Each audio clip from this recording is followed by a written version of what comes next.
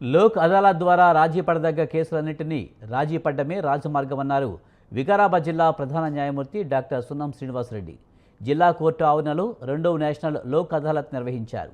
దేశ న్యాయ వ్యవస్థలో చాలా మంచి గొప్ప సుగుణాలు ఉన్నాయని, భారత న్యాయ వ్యవస్థపై ప్రపంచవ్యాప్తంగా గొప్పగా చెప్పుకుంటున్నారని అన్నారు. రాజీ పడదగ్గ కేసులన్నీ కూడా రాజీ మార్గం ద్వారా పరిష్కరించడం.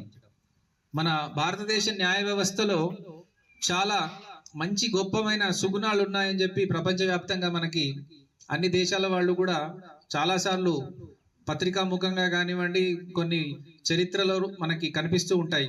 వాళ్ళు మన న్యాయ వ్యవస్థను ఎప్పుడు కూడా చాలా గొప్పగా చెప్తూ ఉంటారు. కాకపోతే మనకు ఉన్నటువంటి ఒకే ఒక్క ఇబ్బందికరమైన పరిస్థితి ఏంటంటే జాప్యం జరగడం.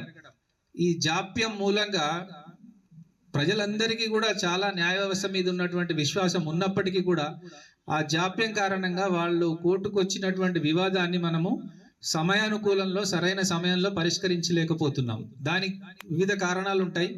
న్యాయ